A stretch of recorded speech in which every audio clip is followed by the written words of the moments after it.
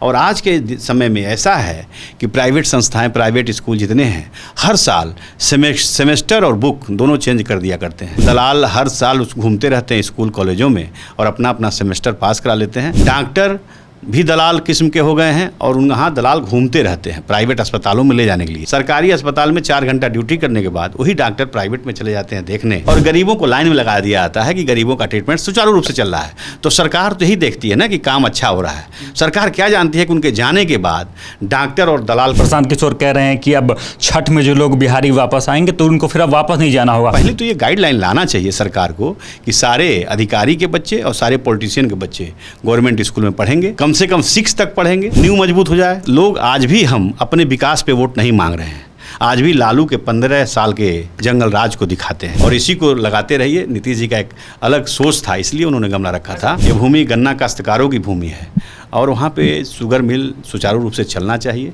बहुत पीछे चल गए हम लोग, क्योंकि हम लोग गन्ना तो देते हैं समय अनुसार, लेकिन हमको पेमेंट सही तरीके से नहीं मिल पाता है। मुझे तो कोई खरीदने वाला माई का लाल पैदा नहीं हुआ है। मैं जिसके साथ रहता हूँ पूरी निष्ठा और पूरी वफादारी, पूरी ईमानदारी के साथ रहता हूँ। राजन तिवारी बिहार के राजनीति का वो चेहरा जिनकी चर्चाएं करने बैठे तो लिस्ट लंबी हो जाएंगी और समय जो है वो बीतता ही चला जाएगा। चर्चा करेंगे राजन तिवारी की।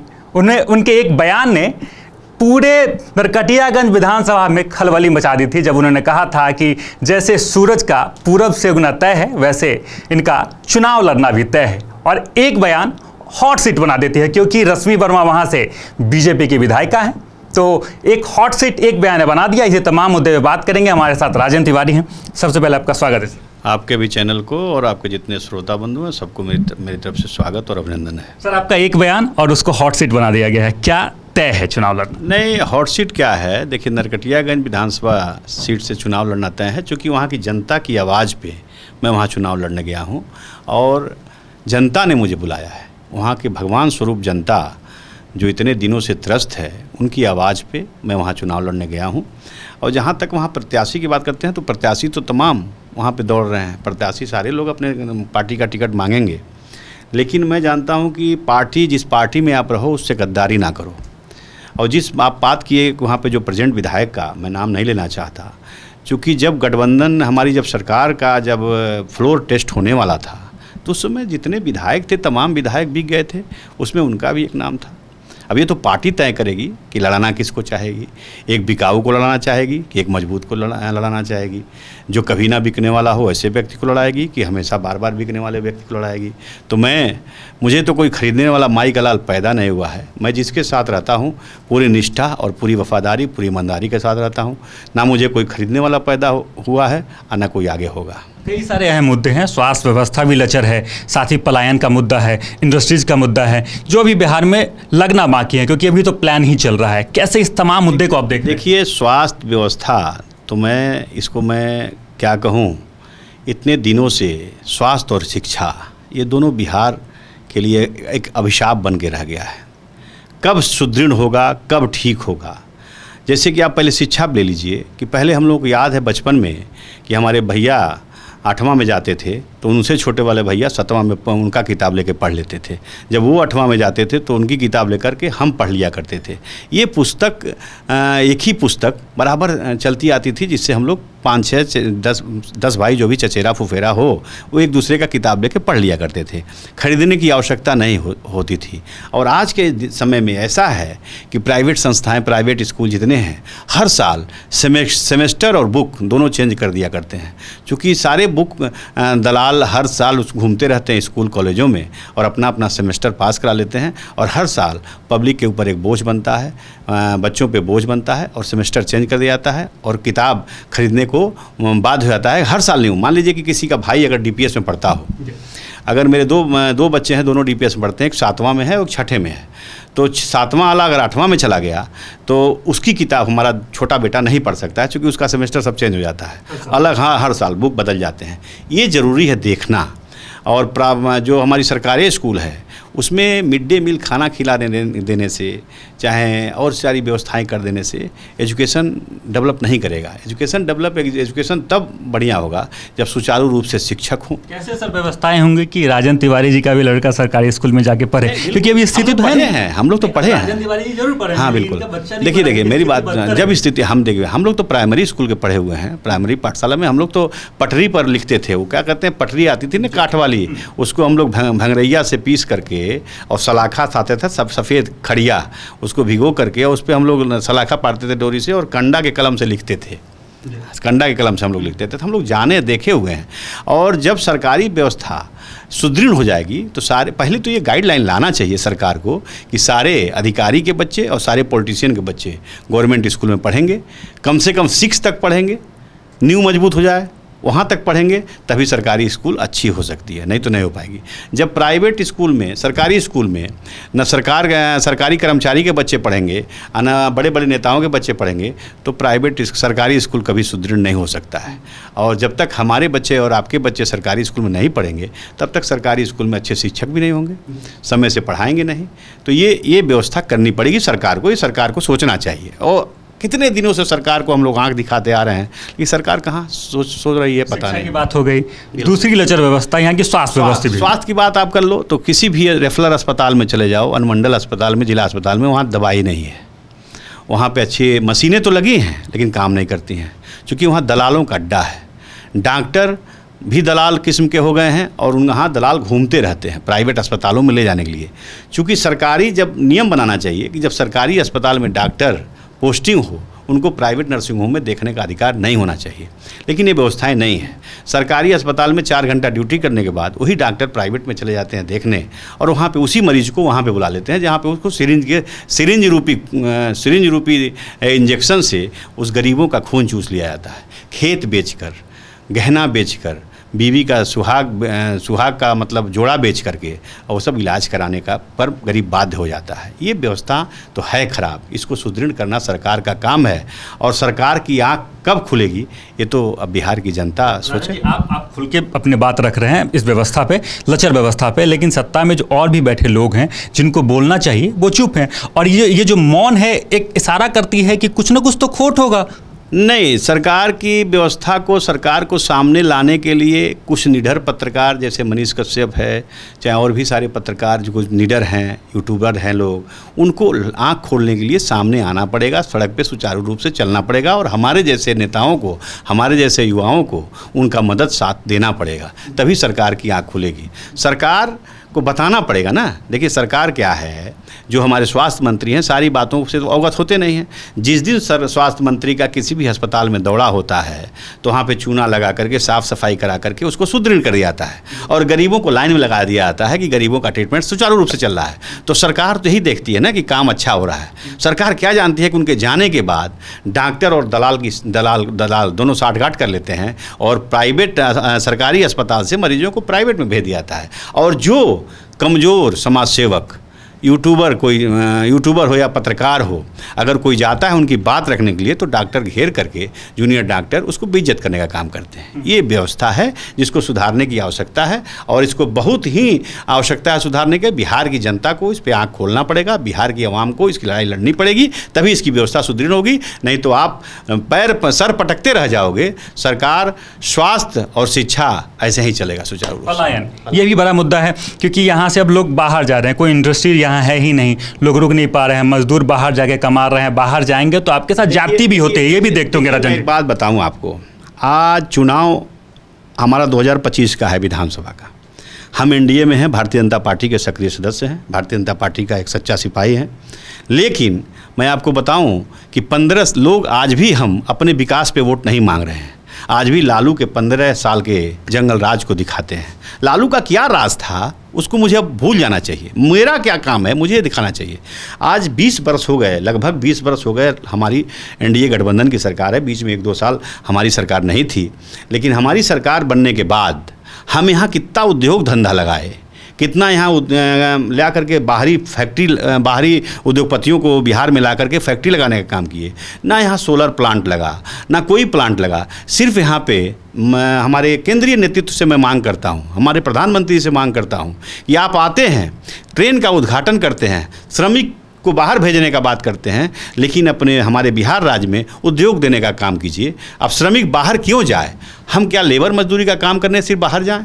हमारा काम है सिर्फ लेबर, दूसरों का मकान बनाना। हमारा काम है कि दूसरों के निर्माण, भवन का निर्माण करना, दूसरे राज्य में जा कर के नाली और नालों का निर्माण करना, सड़क का निर्माण करना। हमारा यही काम बचा है। बिहार के लोगों को भी बिहार में अब रोजगार की आवश्यकता है और बिहार राज्य भी, बिहार की जनता मांग करती है कि बिहार में उद्योग लगे, बड़े बड़े प्लांट लगे। जिस तरह गुजरात में सोलर प्लांट लगा, उसी तरह बिहार में भी सोलर प्लांट लगना चाहिए। जिस तरह गुजरात में, महाराष्ट्र में, हरियाणा में बड़े बड़े उद्योग धंधे हैं, उस सब यहाँ भी उद्योग लगना चाहिए, क्योंकि यहाँ सारी व्यवस्थाएं हैं। कारण क्या है कि बाहर से कोई बड़ी कंपनियां यहाँ सारी व्यवस्थाएं हैं, यहाँ पे सारी व्यवस्थाएं हैं। हमारा मट्टी बढ़िया सुंदर मट्टी है, यहाँ पे खनिज, सारी व्यवस्थाएं यहाँ पे है, नदी है, सारा व्यवस्था हमारा है। हमारे यहाँ भी लगा सकते हो, लेकिन क्या आपकी सोच है कि आप क्यों नहीं लगाते हो? किस बात का है भाई? आप डर कि आप नहीं लगा रहे हो? यहाँ उनको बुलाया जाए, मीट किया जाए उद्योगपतियों की, और यहाँ पे व्यवस्था उनको दी जाए ना। तो व्यवस्था जब दी जाएगी तो लगा धंधा होगा,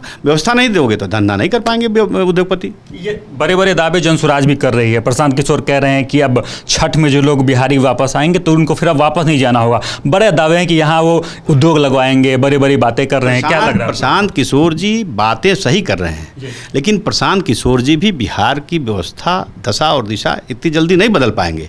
वो सरकार को आंख दिखाने का काम कर रहे हैं, आईना दिखाने का काम कर रहे हैं। सरकार को इसको सोचना चाहिए कि प्रशांत किशोर जी भी नीतीश कुमार जी के साथ जनता दल यूनाइटेड के राष्ट्रीय उपाध्यक्ष रहे हैं और लगभग 2-3 सालों तक जनता दल यूनाइटेड में नीतीश कुमार जी के राजनीतिक सलाहकार के रूप में भी रहे हैं। और नीतीश कुमार जी का 2015 का चुनाव, 20 का चुनाव नीतीश जी, प्रशांत जी के नेतृत्व में 2020 का चुनाव प्रशांत जी ने लड़ाया था। उनको 15 और 20 दो चुनाव लड़ाया था। तो हमको लगता है कि प्रशांत जी नीतीश जी को बड़े अच्छी तरह जानते हैं और नीतीश जी के बात को अपने पास रख करके नीतीश जी को आगाह करना चाहते हैं कि आप ये काम करो। और हमको विश्वास है अपने मुख्यमंत्री पर और अपने एनडीए गठबंधन के नेताओं पर, और ख़ासकर हमारे यशस्वी जो हमारे डिप्टी सीएम हैं सम्राट चौधरी पर, जिनके पास विज़न है कि बिहार में अच्छा काम करने का, बिहार में अच्छे उद्योग लगाने का। तो हम सम्राट चौधरी जी से मांग करेंगे कि आप इसको पूरा करें। बिहार की जनता जो पलायन हो रही है उस पर रोक लगे। मोदी जी के रैली में आप पहुंचे थे, आपने देखा था कि बहुत सारी ऐसी खबरें आने लगी थी कि कुर्सियां खाली रह गई, फ्लॉप हो गया मोदी जी का शो। तो विपक्ष लगातार ऐसे आरोप लगा रही है। नहीं, विपक्ष का काम है आरोप लगाना। मोदी जी का रैली फ्लॉप नहीं था। मोदी जी की रैली बहुत गर्मी थी, गर्मी के बावजूद भी लाखों लोग आए थे। चाहे वो रोड शो है या चाहे वो विक्रमगंज का प्रोग्राम हो, मोदी जी ने आया था यहाँ अपने सेना का शौर्य का गुणगान करने, हमारी सेना किस तरह पाकिस्तान को धूल चटाने का काम किया उसकी बखान करने। और मोदी जी तो आते रहते हैं बिहार में। उनका 50वां प्रोग्राम था 2014 में सरकार बनने के बाद ये मोदी जी का हाफ सेंचुरी प्रोग्राम पूरा किए जो विक्रमगंज में उन्होंने रैली किया। तो आरजेडी तो कह रही है कि ये जो सभा है राजनीतिक यात्रा है इनकी, साथ ही यहाँ आएंगे, लिट्टी चोखा खाएंगे और खिलाड़ियों से मिलेंगे और फिर चले जाएंगे। अब देखिए, चुनाव का समय है तो लोग, विपक्ष का काम है आरोप लगाना। और अगर हमारे प्रधानमंत्री जी आ रहे हैं, हमारे मुख्यमंत्री जी एक साथ प्रोग्राम को शेयर कर रहे हैं तो चुनाव का भी काम हो जा रहा है। कौन सा गुनाह है भाई? हमारी सरकार है, हम चुनाव हमारे सर पे है। अगर आए मोदी जी और चुनाव की भी बात कर दिए तो क्या गुनाह किए भाई? हर पार्टी हर नेता करते हैं, तो मोदी जी ने किया तो क्या गुनाह किया? उनकी सरकार 2025 फिर से नीतीश इसी के चलते अगर लोग जल रहा है विपक्ष तो जलने दीजिए। नीतीश जी के चेहरे पर लड़ेंगे 100% नीतीश जी के चेहरा पे ही लड़ेंगे चुनाव, चूँकि दूसरा कोई चेहरा हमको दिखता नहीं है। और नीतीश जी को अब तो मैं गुजारिश करूँगा आपके चैनल के माध्यम से कि उसके लायक सम्राट चौधरी जी भी हैं। सम्राट चौधरी जी को भी मुख्यमंत्री फेस आगे करके सम्राट चौधरी जी के नेतृत्व में भी चुनाव लड़ना चाहिए। नहीं, लेकिन मैं बता रहा हूँ उससे नहीं कोई फ़र्क पड़ता है। अब आप इसको मान लो कि बिहार में ब्राह्मण, भूमिहार और राजपूत, ये 3 लोग तो मुख्यमंत्री नहीं बनेंगे। अच्छा, इसके पीछे कारण क्या है? कारण कुछ भी हो, देखिए जज की जितनी आबादी है वही ना नेतृत्व करेगा। हाँ, बिल्कुल। तो हमको लगता है कि नीतीश कुमार जी का जब राजनीतिक माने उनका जब वो होगा, मतलब क्या कहते हैं, राजनीतिक में जब वो अपना छोड़ेंगे राजनीतिक पारी छोड़ेंगे तो हमको लगता है सम्राट चौधरी जी को सपोर्ट करके, सम्राट चौधरी जी को के नेतृत्व में बिहार का विकास, बिहार का नेतृत्व सम्राट जी के हाथों में दे करके। नीतीश जी पे लगातार आरोप भी लगा है मानसिक स्थिति खराब होने का। बीच में एस सिद्धार्थ के सर पे गमला रख दिए थे, कल फंबल भी हो गए थे सभा में। ऐसा नहीं है, गमला रखने के, सिद्धार्थ सर जी के सर पे गमला रखने का मकसद आप समझिए कि ये फूल गमला है या वृक्ष है, हरा जनजीवन हरियाली है, ये हरियाली से हमारा स्वास्थ्य लाभ होता है, इसलिए आप इसको ऐसे लेके आए हैं तो इस पर सर पे लेके चलिए। इसका मतलब ये नहीं होता है, नीतीश जी का सोच दूसरा था कि सर पे रखिए, सर पे बाल है ना तो हरियाली, सर पे हरियाली है, उसी तरह सर पे उन्होंने रखा। तो इसका एक दिया कि माथे पर सराखों पर लेकर के फूल को सराखों पर रख के पौधा को चलिए, अपने सर पर रख के पौधा को चलिए और इसी को लगाते रहिए। नीतीश जी का एक अलग सोच था, इसलिए उन्होंने गमला रखा था। पश्चिमी चंपारण का एक अहम मुद्दा है चीनी मिल का मुद्दा है, जो बहुत सालों से बंद पड़ा है, उसको लेकर आप क्या कुछ कदम उठाएंगे? पश्चिमी चंपारण में चीनी मिल तो हमको लगता है कि बगहा चीनी मिल चल रहा है, नरकड़ियागंज चल रहा है, रामनगर चल रहा है और पश्चिमी चंपारण में सारे शुगर मिल चल रहे हैं, एक छोड़ करके चनपटिया जो ख़त्म हो गया है, वहाँ कुछ है ही नहीं है, सिर्फ ज़मीन है, प्रॉपर्टी है जिसको प्रकाश झा जी ने ख़रीदा था, फिर प्रकाश झा जी का सोच बदल गया तो प्रकाश झा जी उस ज़मीन को फिर से शायद बेच रहे हैं। और पूर्वी चंपारण का जहाँ तक बात है तो पूर्वी चंपारण में मेन चीनी मिल था हमारा मोतिहारी, जो बंद है। तो हमारे सांसद महोदय से मैं आग्रह करूंगा कि चीनी मिल चलवाने का काम करें, लेकिन क्या अब चलेगा नहीं चलेगा ये तो हम नहीं जानते, लेकिन चीनी मिल की आवश्यकता है, क्योंकि हमारी जो भूमि है चंपारण की, ये भूमि किसानों की भूमि है, ये भूमि गन्ना काश्तकारों की भूमि है और वहाँ पे शुगर मिल सुचारू रूप से चलना चाहिए। बहुत पीछे चल गए हम लोग, क्योंकि हम लोग गन्ना तो देते हैं समय अनुसार, लेकिन हमको पेमेंट सही तरीके से नहीं मिल पाता है। सारे चीनी मिल के घटतौली में चोरी करते हैं, लगभग वो वाल्मीकि नगर से शुरू कीजिए, बगहा से शुरू कीजिए, सब लोग घटतौली में चोरी करते हैं। इस पे ध्यान देना सरकार की को आवश्यकता है और चीनी मिल जितना ज़्यादा से ज़्यादा चंपारण में खुले, सारण में खुले, तो इससे हमारे उद्योग लगेंगे तो हमारे किसान भाई मजबूत होंगे और किसान के घर में 2 वक्त की रोटी नसीब होगी। एक पर्सनल मेरा सवाल रहेगा, क्योंकि मेरे दिमाग में भी आया था कि क्या कुछ कमी रह जाती है यहाँ के डेवलपमेंट के कंपेरिजन बिटवीन गुजरात, कि गुजरात एकदम डेवलपमेंट है, वहाँ बड़े बड़े उद्योग लगते हैं, क्या कुछ कारण है जो बड़ी कंपनियाँ यहाँ आके अपना उद्योग पे काम नहीं करती? देखिए, कंपनियाँ नहीं, नेताओं की सोच, जो क्षेत्र के जनप्रतिनिधि हैं इनकी सोच संकुचित रह जाती है। ये लोग विधायक बन जाते हैं, सांसद बन जाते हैं, इनका अंदर विज़न जो रहता है, चुनाव में जो घोषणाएँ करते हैं, विज़न में कमी आ जाती है। इनको क्षमता नहीं है लड़ने का। हम अगर एमएलए बन गए तो हमको लड़ना चाहिए अपने मुख्यमंत्री से, मांग करना चाहिए अपने मुख्यमंत्री से, तो हम मांग नहीं करते, उनसे डर जाते हैं। तो क्षेत्र की जनता की आवाज़ बन के हमेशा लड़ना चाहिए, तभी क्षेत्र की जनता अब आपका साथ देगी। और नहीं तो अब दलाल चाटुकार किस्म के नेताओं को जनता अब क्षेत्र से बाहर करने का काम करेगी। अब व्यक्ति विशेष पे अब जनता जाएगी, पार्टी कोई भी हो, व्यक्ति विशेष पे जनता जाएगी। अगर पार्टियां सही नेतृत्व और सही जनप्रतिनिधि को टिकट नहीं देगी तो इस बार जनता, वहाँ की आवाम, पब्लिक, देवतुल्य जनता सबको धूल चटाने का काम करेगी। युवाओं को क्या बागडोर अब सौंप देना चाहिए राजनीति में? युवाओं का तो हक है, सबसे ज़्यादा युवा हैं, तो युवाओं को हक है मार्गदर्शन करने का। युवा शक्ति जहाँ चलती है वहाँ इतिहास बदल जाता है। आप देखे होंगे कि जयप्रकाश नारायण के समय में मूवमेंट हुआ तो युवा शक्ति ने सरकार बदल दिया था, भारत सरकार, केंद्र सरकार बदल दिया था, राज्य सरकार बदल दिया था। तो युवाओं में तो शक्ति है कि जब चाहे तब तक था पलट कर सकती है। युवाओं को सोचना चाहिए ना, पार्टी मत देखो, व्यक्ति विशेष देखो, पार्टी मत देखो, अपना प्रतिनिधि देखो। जो कि केंद्र का चुनाव, जो देश का चुनाव होता है पार्लियामेंट का, वो अलग होता है और राज्य का चुनाव अलग होता है। तो जब अपने जनप्रतिनिधि और अपने क्षेत्रीय आवाज़ को उठाना हो तो जो क्षेत्र के लिए काम करता हो, विकसित क्षेत्र बनाना चाहता हो, मान सम्मान देता हो गरीबों को, उसी को अपना मत देना चाहिए, उसी को जिता करके और विधानसभा में, सदन में भेजना चाहिए। हमारे साथ राजन तिवारी जी थे। उनका साफ तौर पे कहना था कि बिहार में कई सारे अहम मुद्दे हैं, पलायन है, रोजगार है, शिक्षा है और साथ ही स्वास्थ्य व्यवस्था, जिस पे अभी सरकार को जमकर काम करने की ज़रूरत है। बाकी इन तमाम खबरों को लेकर आप क्या कुछ कहते हैं कमेंट बॉक्स में जरूर लिखें और देखते रहें सच टॉक का ये वीडियो आप लोगों को कैसा लगा कमेंट करके जरूर बताएं। साथ ही साथ अपने दोस्तों से शेयर करना इस वीडियो को ना भूलें। और हमारा 25 लाख का परिवार फेसबुक पे है, फॉलो बटन पे क्लिक करके जो है आप उससे जुड़ सकते हैं। यूट्यूब पे भी लगभग 25 लाख का परिवार है हमारा, उस पे भी जो है सब्सक्राइब बटन पे क्लिक करके आप जुड़ सकते हैं। साथ ही साथ इंस्टाग्राम और ट्विटर पे भी जो है आप फॉलो करना ना भूलें, तब जाके जो है आपको वीडियो का नोटिफिकेशन सबसे पहले मिलेगा। जय हिंद।